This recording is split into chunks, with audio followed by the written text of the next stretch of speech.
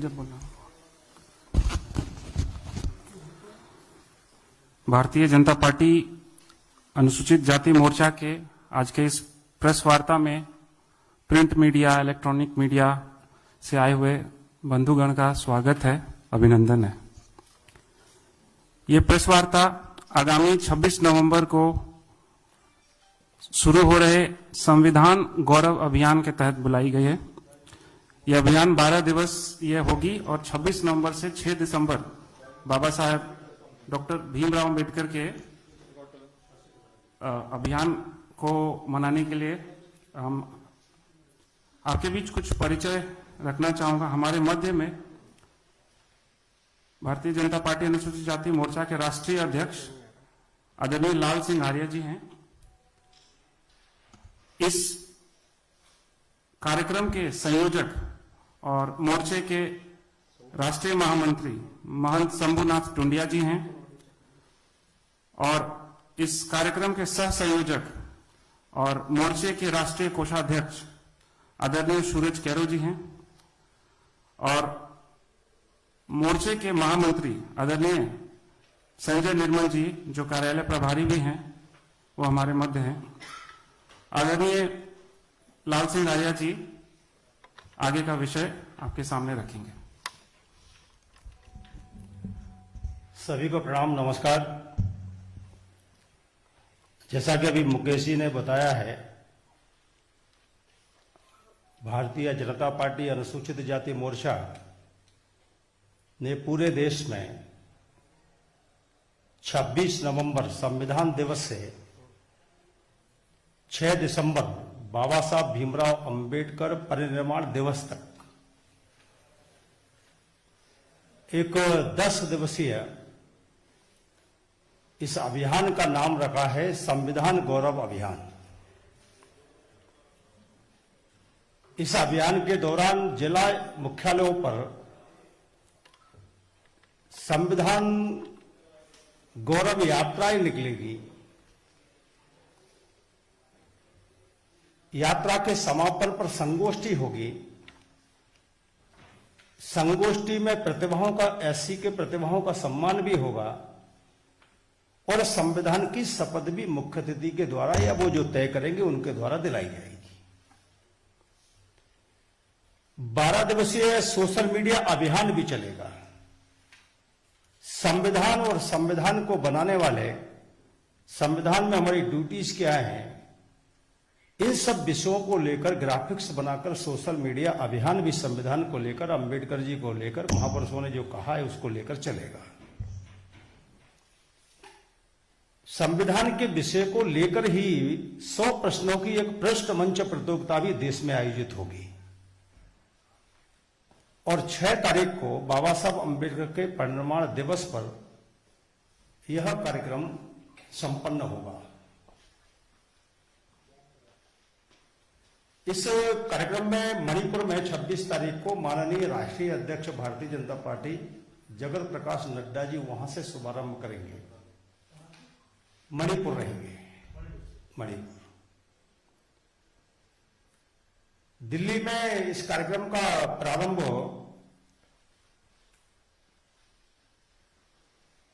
अनुसूचित जाति मोर्चे के राष्ट्रीय महामंत्री प्रभारी सीटी रवि जी और केंद्रीय मंत्री अर्जुन मेघवाल और मैं रहूंगा दिल्ली में। सूची विभिन्न प्रांतों में, जैसे झारखंड में रांची में और रांची के अन्य स्थानों पर जो कार्यक्रम होंगे उसमें दोनों उप मुख्यमंत्री भी रहेंगे। हरियाणा में माननीय मनोहर लाल खट्टर जी रहेंगे। अभी तक जो हमको सूचनाएं मिल गई है, जिनके कार्यक्रम तय हो गए हैं,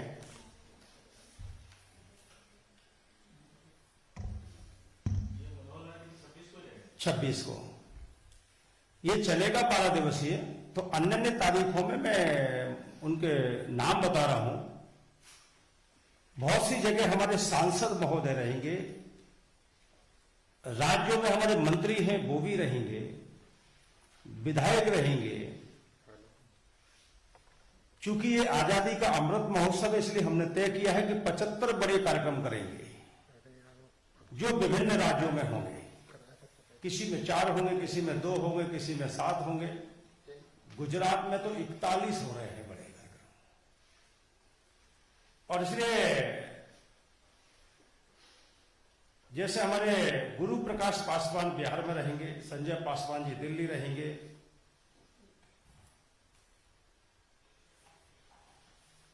सुरेश कश्यप जी शिमला में रहेंगे, बीजेपी के अध्यक्ष सुनीता दुग्गल जी हमारी फरीदाबाद रहेंगी, रतनलाल कटारिया पूर्व मंत्री हरियाणा में रहेंगे, पंचकुला में,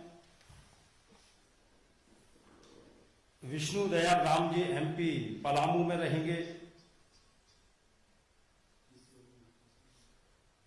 एस मुनि स्वामी ये हैदराबाद तेलंगाना में रहेंगे, नारायण स्वामी मंत्री जी इस चित्रदुर्गा में रहेंगे। जो मैं बड़े बड़े नाम आपको बता रहा हूं। संध्या राय जी ये भिंड में रहेंगे सांसद, महेंद्र सोलंकी जी ये उज्जैन में रहेंगे सांसद,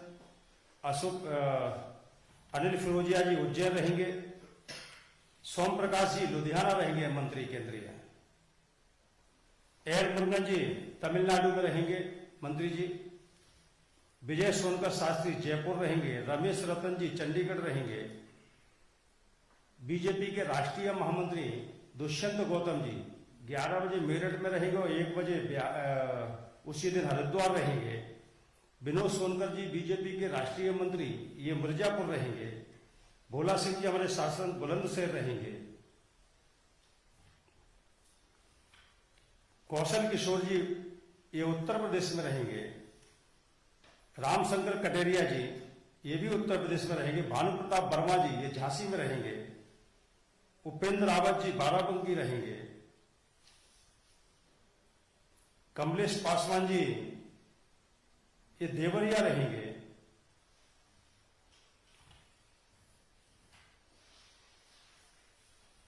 कांता करदम जी फतेहाबाद रहेंगी जो हमारी राज्यसभा की सांसद है,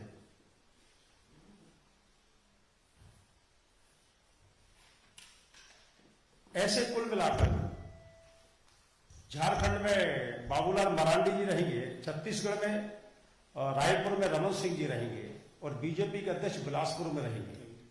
ऐसे कुल मिलाकर सभी प्रांतों में भारतीय जनता पार्टी के प्रदेश अध्यक्ष, नेता प्रतिपक्ष, मुख्यमंत्री, सांसद, विधायक उनकी डेट अलग अलग है। कुछ लोगों की ये भी हमको प्राप्त हो गई है।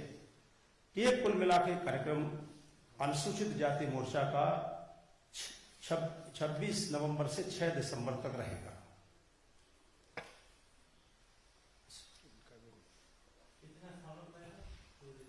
सभी जिला मुख्यालय पर, सभी मुख्यालयों पर रहेगा 26 तारीख को। अब वो कुछ डेट 900 से ज्यादा स्थान है, 75 बड़े कार्यक्रम है, लेकिन वो 75 से ज्यादा जा रहे हैं। लेकिन आजादी का अमृत महोत्सव में हमने टारगेट किया है 75 बड़े कार्यक्रम करेंगे, लेकिन ज्यादा होते तो अच्छा है।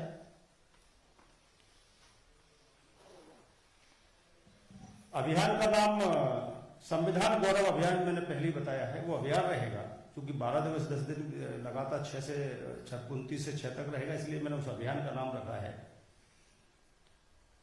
अनुसूचित जाति मोर्चा ने अब की बार पूरे राष्ट्रीय स्तर पर इस कार्यक्रम को लिया है और इसलिए लिया है कि देश में संविधान तो था लेकिन संविधान दिवस नहीं था। 1947 से लेकर अभी तक 73 वर्ष हो गए। अगर 2015 में नरेंद्र मोदी जी नहीं अगर घोषणा करते हैं तो मुझे लगता है कि देश में संविधान दिवस होता ही नहीं। मैं अनुसूचित जाति मोर्चे की ओर से और देश के अनुसूचित जाति के करोड़ों भाई बहनों की ओर से देश के प्रधानमंत्री जी आदरणीय नरेंद्र मोदी जी का आभार व्यक्त करता हूं, धन्यवाद ज्ञापित करता हूं कि उन्होंने देश में संविधान दिवस मनाना प्रारंभ किया है। जाति धर्म से ऊपर हर व्यक्ति के लिए, जैसे उनका मंत्र है सबका साथ सबका विकास, इसी की भावना में कहीं ना कहीं संविधान है। मैं उनका आभार व्यक्त इसलिए भी करना चाहता हूं कि संविधान में जो लिखा है कि सामाजिक न्याय, आर्थिक न्याय, राजनीतिक न्याय, अवसर की समानता, नरेंद्र मोदी जी ने अपने 7 वर्षों में 12 मंत्री बन के अफसर की समानता भी दी है, 3 राज्यपाल भी नियुक्त किए हैं। और इसी प्रकार से गरीबों की योजना बनाकर संविधान के आर्थिक न्याय भी मिलना चाहिए, आर्थिक समानता भी होना चाहिए, उन योजनाओं के माध्यम से उन्होंने वो भी देने का काम किया है।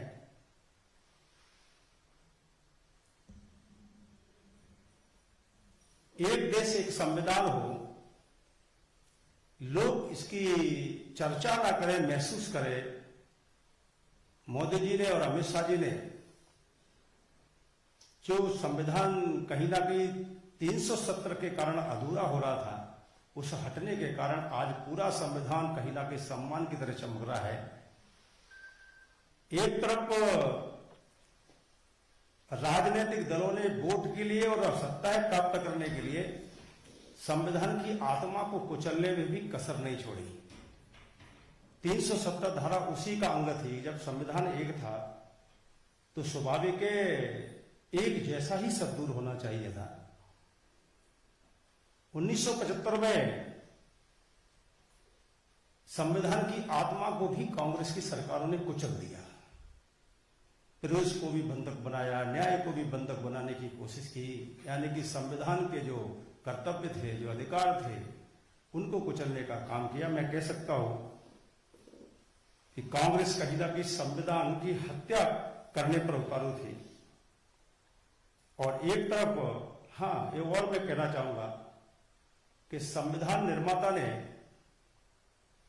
इतना बड़ा जिंदगी का जीवन शोषित पीड़ित वर्ग के संघर्ष के लिए, समानता के लिए किया, संविधान भी लिखा, लेकिन ऐसे महापुरुष की 57 साल तक सत्ता में रहने वाली कांग्रेस ने उनका एक भी स्मारक नहीं बनाया। उनको ना पंचतीर्थ नाम दिया, ना सम्मान दिया, बल्कि उनको 2-2, 52 का 54 का चुनाव हराने का पाप भी किया। वो चाहते तो अंबेडकर जी को चुनाव कहीं से भी निर्विरोध चुनाव जिताकर भेज सकते थे। अति तो तब हो गई जब बाबा साहब अंबेडकर को कांग्रेस की सत्ताओं में भारत रत्न का सम्मान भी नहीं मिला। सेंट्रल हॉल में उनका तेल चित्र भी नहीं लगाया गया।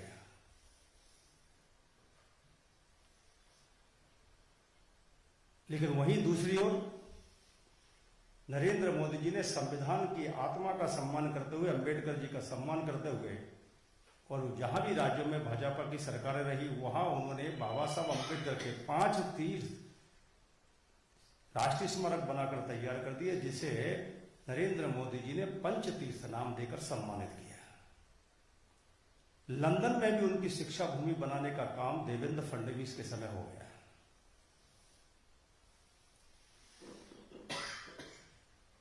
संसद में 2 दिन विशेष सत्र चलाकर मुझे लगता है नरेंद्र मोदी जी ने उसी संविधान की आत्मा का सम्मान किया।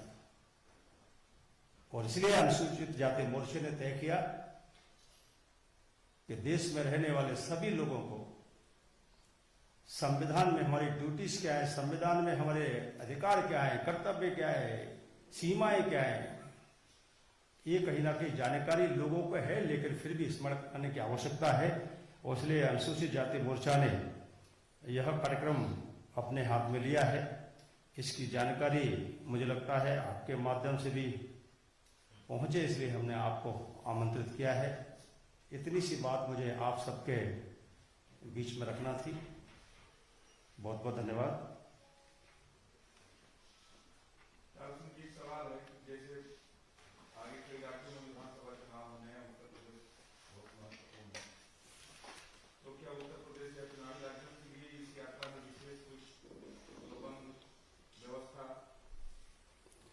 मुझे लगता है कि मोर्चे ने अभी 20 तारीख को पूरे देश में महर्षि वाल्मीकि जयंती मनाई थी। इसके पहले मैं मोर्चा का प्रदेश अध्यक्ष मध्य प्रदेश में था, तब हमने रविदास महाकुंभ किया 8-10 साल पहले, अंबेडकर महाकुंभ किए, कबीर महाकुंभ किए, महर्षि वाल्मीकि महाकुंभ किए। इसका मतलब यह है हम चुनाव के लिए कार्यक्रम नहीं करते, बल्कि अनुसूचित जाति जिन्हें अपना महापुरुष मानती है, देश जिन्हें अपना महापुरुष मानता है, ऐसे लोगों की पुण्यतिथि और जयंती पर एक बड़े कार्यक्रम आयोजित हो, जैसे मैं कहता हूं कि अंबेडकर जी को लोग याद करते हैं कि संविधान बनाया, लेकिन अंबेडकर जी ने महिलाओं के लिए क्या कहा है, उन्होंने देश आरबीआई के लिए क्या किया है, उन्होंने श्रमिकों के लिए क्या किया है। तो उस समय भी हमने 7 दिवसीय सोशल मीडिया अभियान चलाया था कि उनका जीवन की हर चीज लोगों को मालूम पड़े। इसी प्रकार से संविधान का इस अभियान को भी हम चलाने के पीछे हमारा उद्देश्य है आम आदमी को उसकी जानकारी मिले, उसको अपनी ड्यूटी समझ में आए, उसके अपने कर्तव्य और अधिकार समझ में आए, उसकी सीमाएं स्वतंत्रता की क्या है, वो सब चीजें आए। इसी प्रकार से हम अभियान केवल एक नहीं ले रहे, हमने अय्यन काली की जयंती मनाई है, हमने झलकारी बाई की भी जयंती अभी परसों हमने ग्वालियर में मनाई है। हमारे पीछे उद्देश्य केवल एक है, ऐसे महापुरुषों का भी हम कहीं ना कहीं जयंती पुण्यतिथि मोर्चा के माध्यम से मनाते हैं।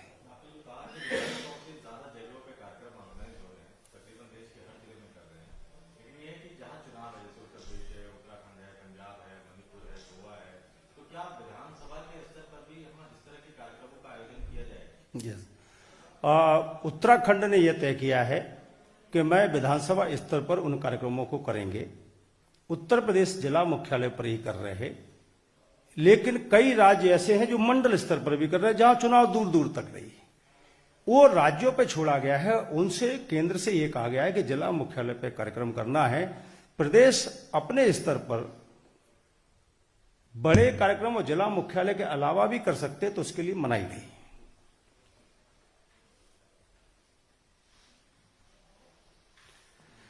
ठीक है, धन्यवाद।